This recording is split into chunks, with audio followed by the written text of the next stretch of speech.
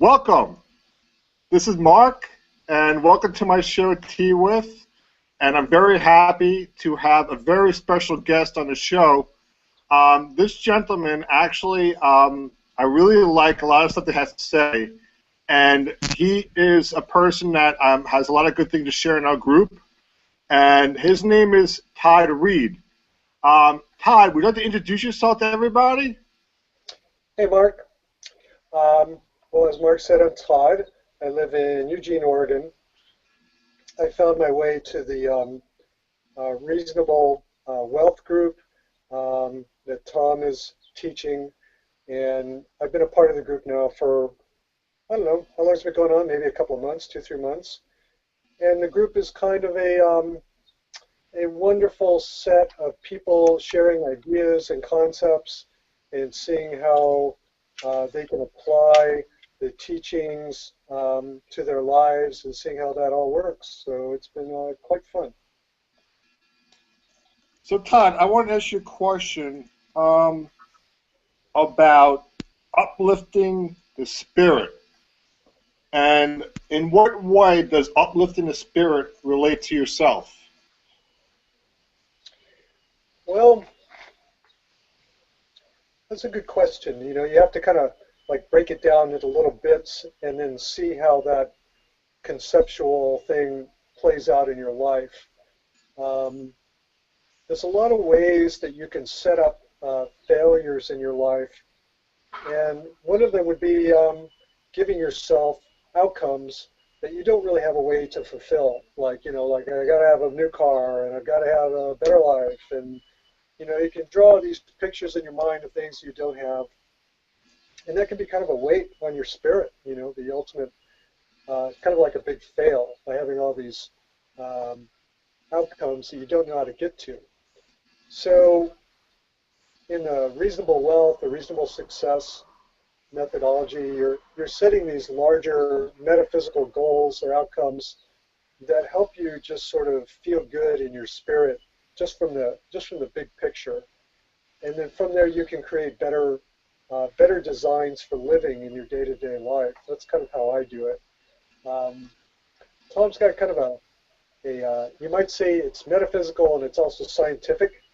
And it's an interesting juxtaposition of the two. You know, to say this is based in science, but it's also based in, you know, spiritual law. Or, you know, it's kind of like magic in a certain way. The way I tend to look at it is it doesn't really matter. It just has to work, has to help your life get better. So whether it's good psychology or good science, if the outcome is helping you be a better person and you feel happy in your life, then that's all good. And I just leave it as an open question in my mind. What's really happening there? I don't really know. I like that answer, Todd. And obviously, this, in order to, was come up also as letting go of bad habits and addictions, and how could that help people, with their uplifting spirits? You know, I have a theory about addictions and bad habits, and it ties into language, which is the fact that I think the things that people have talked about on the WhatsApp group and Tom's mentioned it. There's a kind of a strange thing in language where you say things like, "Don't do this," or like, "Don't think of a yellow giraffe." And of course, what are you thinking about? So the construction like "Don't do this" is actually kind of a fail. And when you look at habits and addictions, saying "Don't do a habit, don't do an addiction" is kind of an impossible goal. But what you can do is you can replace habits and addictions with something better. So I don't necessarily, like when I look at a bad habit or an addictive process, I don't necessarily look at how I can break it or stop it. What I think is what would be better than that? What's a better habit? What solves that problem more effectively? If I'm that habit or addiction, it feeds a need. So is there a better way that I could create a better habit that wouldn't create the negative results that whatever you're trying not to do? It's like you you can't focus on something you don't want and make it go away. You just end up putting energy into it. What you need to do is put your energy into something better, something that's healthier, and that negative outcome will just sort of wither away from lack of attention. I see that in my own life, um, and I wonder how people actually. I mean, there are situations where you really have to stop doing something, but ultimately you have to replace that behavior with something more positive and more life fulfilling. So Todd, one word that's coming up a lot also I'm seeing is divine. How is divine relevant to you? Hmm. Well, that's an interesting meme. Um, Divine is about some spiritual essence that is undefinable except for people that try to define it in various ways. And I tend to think of like if it's magic and you can't measure it, then I think of it as kind of like that's what religion is. And I don't have any problem with people thinking of whatever it is their concept behind the fact of the universe is. You know, religion creates a lot of positive values, a lot of positive context, a lot of positive behavior. Um, but I tend to look at life as basically a big mystery, and we don't know what's behind the mystery. And some people call it God, and some people just say, well, science hasn't figured it out yet. And I don't necessarily have a divine um, context, though I do feel things are sacred. It's something you feel in the moment, things that you perceive. Or I tend to be more of a let's say I tend to go for direct perception and Buddhist ways of looking at things. I don't really consider myself a Buddhist per se, except that I practice meditation, and I'm not really a religious person. So I don't really know what to do with the word divine, um, except in the sense that if it's breaking the laws of time and space because it's divine, then I kind of go, well, I don't know how to deal with that. Doesn't necessarily work for me on a rational level. Um, so hopefully I haven't gone too overboard with that subject, but if it works for you, I say go with that. So Todd, you shared about like meditation and stuff, and how does harmony with the mind help with the flow of creativity, insights, and ideas? So, how does harmony of the mind help with creativity, the flow of insights and ideas? Well, these are some great questions. Let's see. How does harmony of the mind help with creativity? Um, well, creativity, in a way, can be kind of chaotic. And I used to really, really, really be into creativity. But if you look at creativity, like too much creativity can be like too much change, and that can be just as destabilizing as too much being too stagnant. Um, so I don't necessarily worship at the door of creativity anymore, except in the sense that your own self can express itself, through art and creativity is really important. Um, Harmony of the mind, kind of words are kind of slippery things. The mind in a way is the lens through which, like I read this definition recently, which I thought was interesting. Uh, the mind is the lens through which the spirit talks to your body and the world.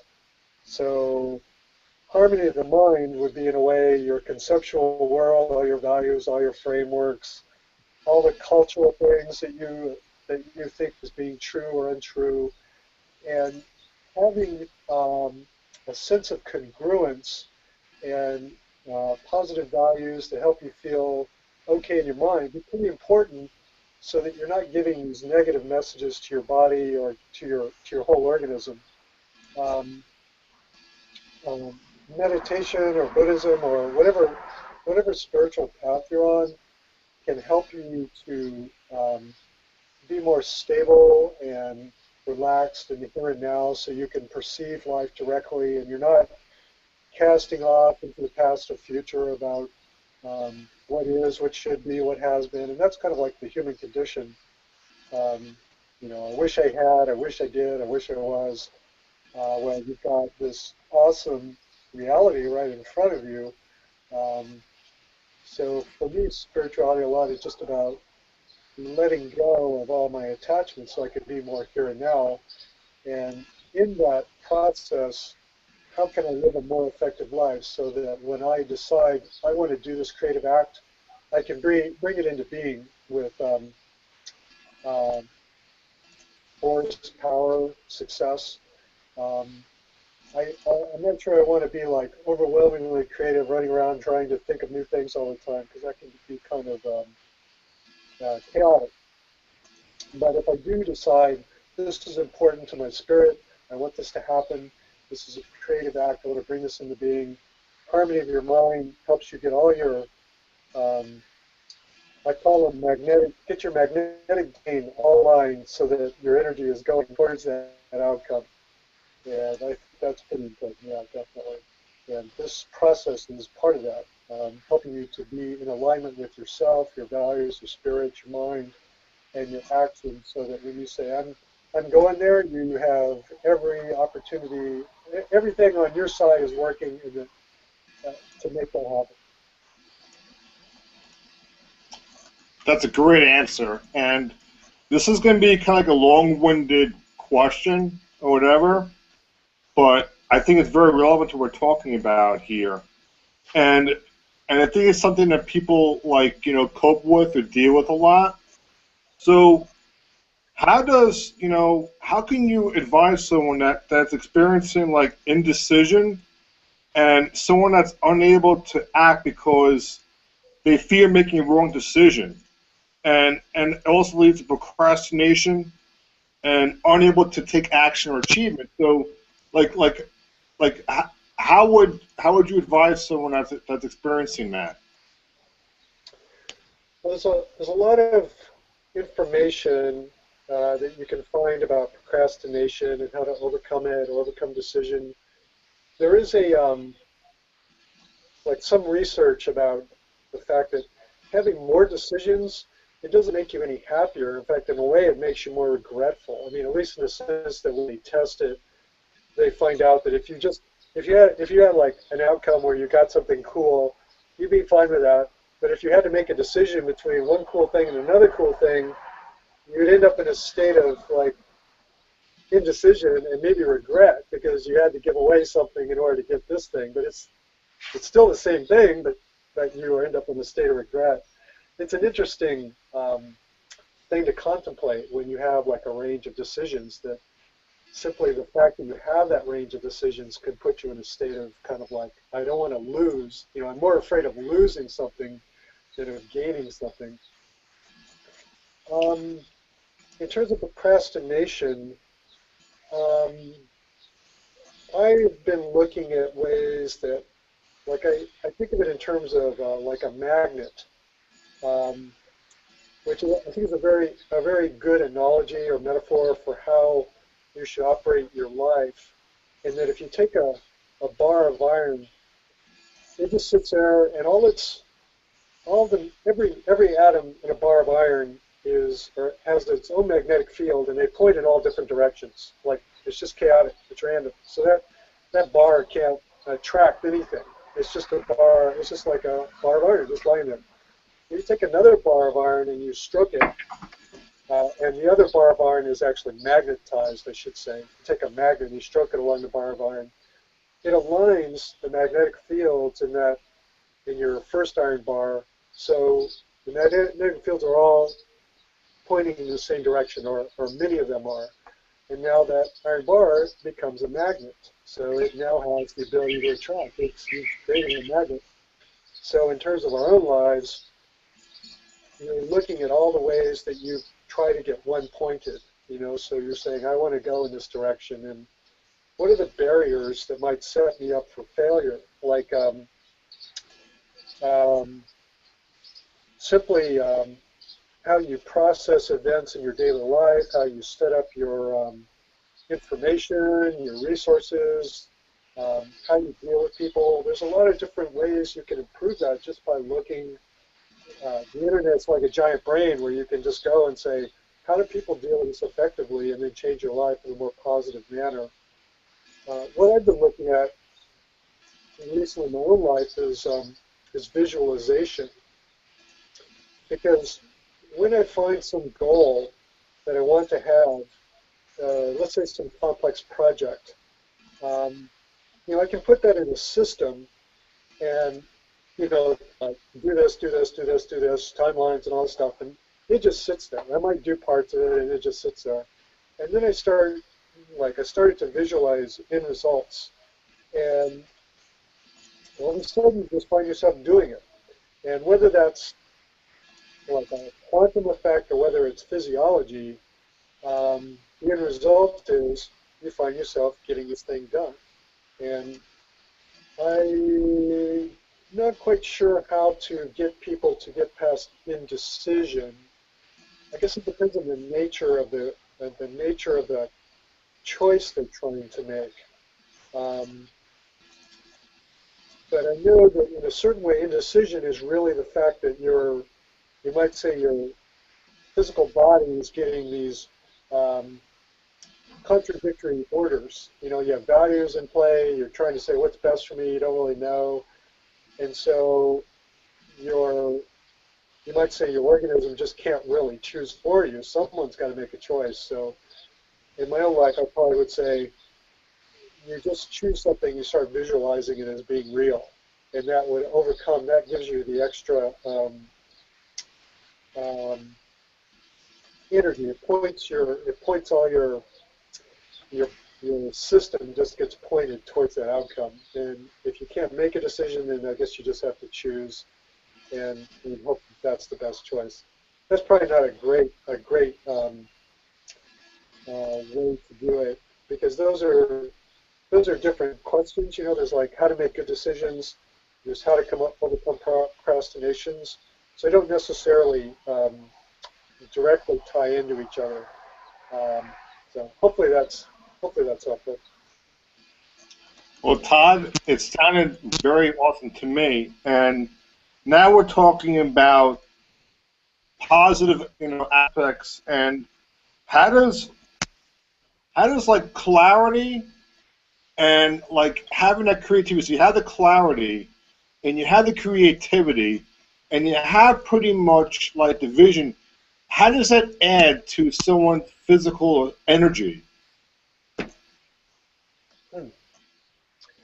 So I think what you're asking is how do you take an outcome that you want and have it actually reflect in your behavior?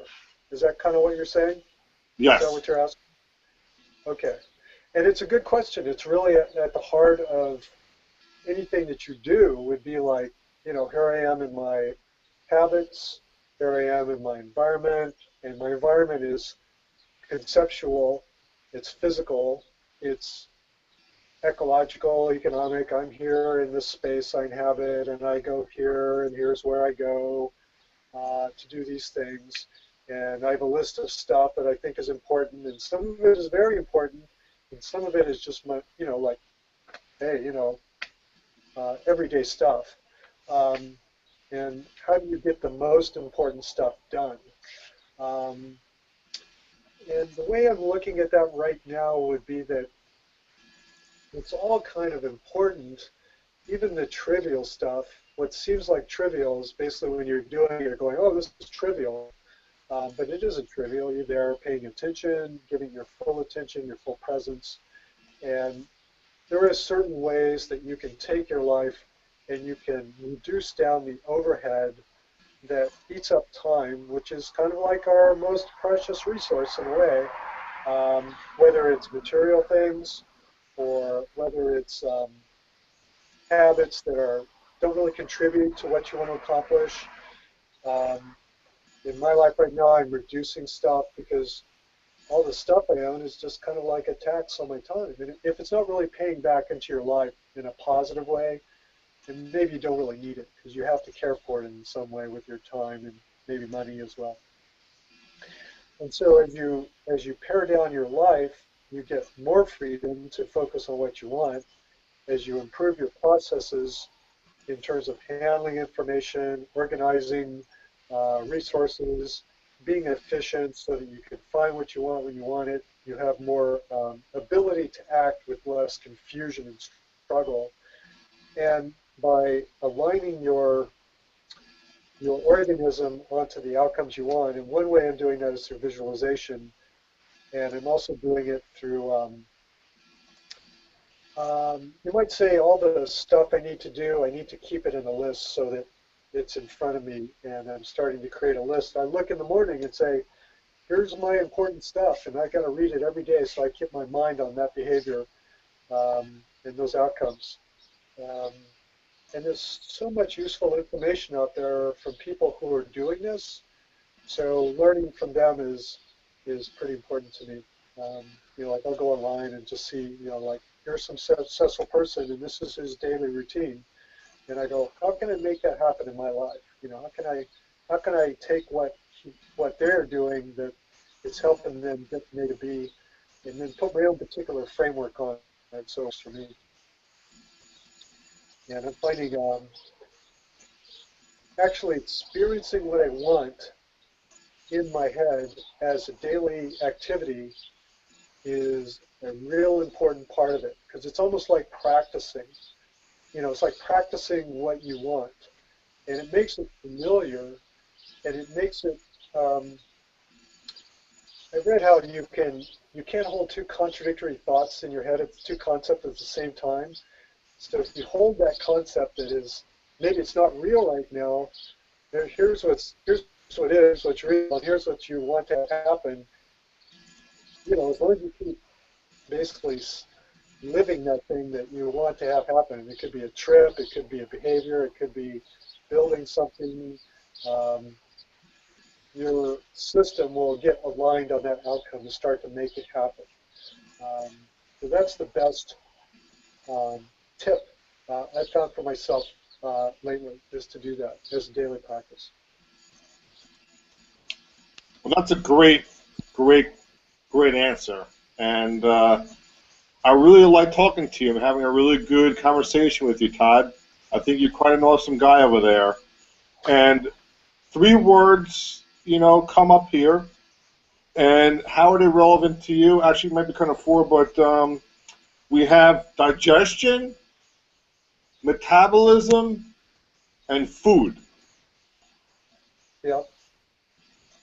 And so, what was the question behind those three words? Three words. How are those relevant to you? And this kind of ties into Tom's reasonable eating methodology in a way. Digestion, metabolism, and what was the third one? Food. Food. Food. Right. Um, as a, I guess you say as an animal, um, what you what you intake, becomes a part of you. And Tom's algorithms I thought were pretty cool, especially the one about chewing food thoroughly. And it was a way of being more conscious and in the moment with what you're eating. I thought that was a really great. Um, it was number one on his list of algorithms, and I've incorporated that practice of all the things that he went through in his 13-week program the most. And I already have kind of a little bit off the wall compared to what the culture thinks of as normal um, eating, whatever. I guess there's a lot of, um, you might say, cultural occurrence around food. And right now, you might say I just basically try to eat as close to uh, the way it grew as I can. And um, as long as I stay away from complex foods, like, things that are manufactured, basically. As long as that doesn't take up the bulk of my food, then I feel pretty well. And exercise and being active is a big important part of that. I think we're kind of designed ecologically to have this very active life, and our lifestyles that we've created in our modern world just kind of like are training us to be kind of less active than is really best for us. And as a process for myself, I'm starting to learn how to, you create these habits, right? And the habit could be you get up and you go eat a Hostess Twinkie, or your habit could be that you get up and you do something physical to wake up every part of your body. And it doesn't necessarily have to be, run 20 miles. It could be just basically movements that get all your joints warmed up so you feel well and ready to live your day. Um, so that's kind of where I'm at now. If I wake my body up and get it exercised and active and eat foods that are relatively close to nature, then I feel real well. Um, and I really appreciate Tom's um, reasonable eating course. I thought that was really, really quite cool. That's very awesome, and health is very important. Um, I'm going to read an affirmation. You're familiar with affirmations, right? Sure. Okay. And this might relate to you or might not, but if it does, just share with us your thoughts about the affirmation statement. So it says, I align my thoughts and will to the divine pattern of my spiritual purpose. I'll say it again. I align my thoughts and will to the divine pattern of my spiritual purpose. And if this chimes in with you, can you please elaborate on this? Well, that sounds to me kind of like the magnetic domain that I was going on about, in the sense that you're basically making a statement about how all parts of yourself are working in concert towards an outcome that is best for you, and however your values reflect that, it would be the best, greater life for all. The spiritual, physical, mental, conceptual outcomes that work best. And I think that's a great affirmation. Um, Affirmations are a way of getting your mind into harmony. There's a certain synchrony that you create with other people, rhythmic harmonies. I mean, people in a room will create harmonies. Um, and using affirmations can be a way of just sort of like driving your physiology in positive directions rather than just have it be, whatever, random thoughts. Um, our random thoughts, just our day-to-day script, as the group has discussed quite a bit, can kind of come up with all sorts of negative stuff. And if you just let it occur without being conscious of it, it can drive your awareness of physiology into some really unhelpful spaces. I've experienced that myself. It's sort of an ongoing. It's like like pruning your garden, except I didn't really have a good set of tools, and I feel like now I have much better tools and I think of my script as actually being really just all the things I've learned to do, all the culture, all the behaviors, all the knowledge, everything that's been delivered to me is kind of like the script.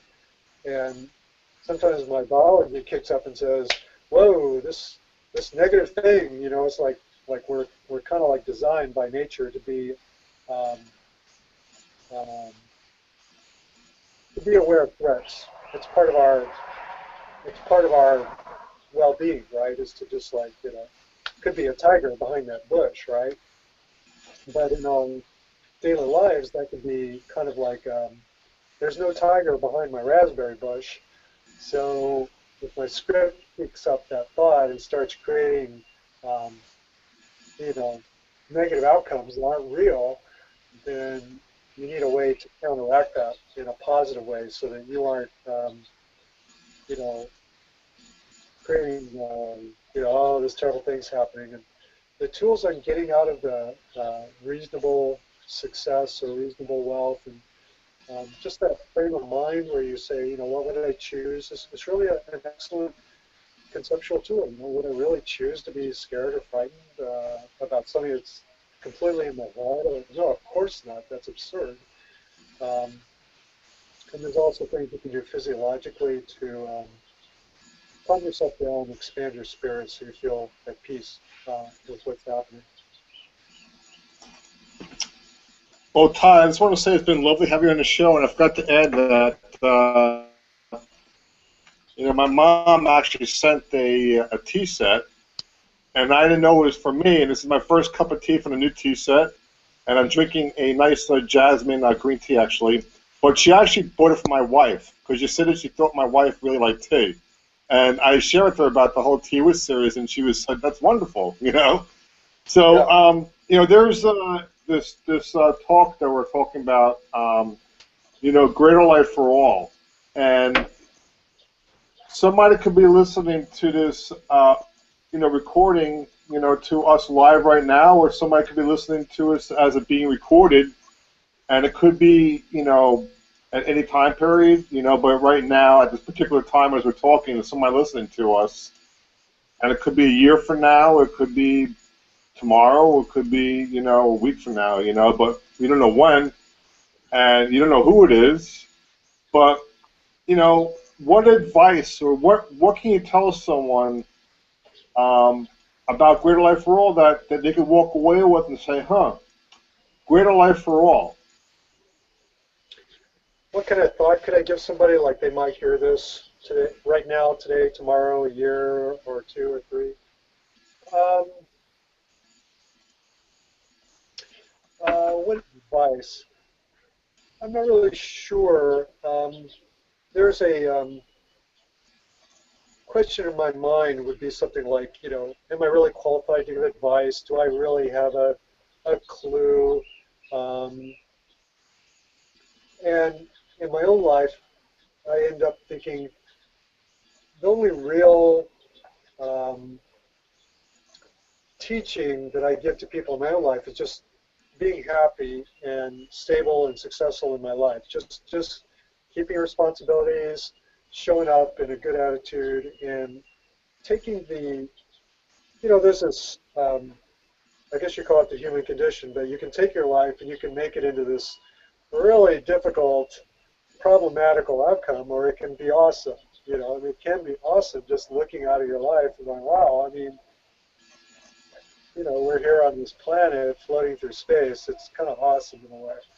Um, so I gave someone some advice on a forum yesterday, so I'll just kind of repeat it because he was in complaint about his life. And I just said, you create your life in your head. I mean, primarily. I mean, you're reacting to the sense impressions that are coming into you, and so you can draw that. You can draw that any way you choose to, if you figure out the art of how to do that. So if your life's not working for you not right now, and maybe you just need some new tools. And um, keep looking and don't settle if the tools you have right now are not the right ones, because they're definitely out there. You just have to have an open mind and try until you find what works for you. And that would be my advice. I really liked it. I found it very helpful, practical, and useful. So it met all the criteria in my book. And I just have to say that you're a very likable person, and I really, have been very honored to have you on the show and everything. I really enjoy, hearing from you in the WhatsApp group and everything, and your posts. And you're one of the voices of the group, and you're becoming more and more active in everything. And I'm very happy to have you here. And we're going to sign off. Do you have any lasting word to say to the world? Thanks for doing this, Mark. It's really a pleasure when these questions come because it helps me frame concepts that I think about. and I really appreciate it. Appreciate what you're doing. All right, thank you. So this is Mark, and we're going to sign off from Tea With, and this was Tea with Todd Reed. Thank you very much.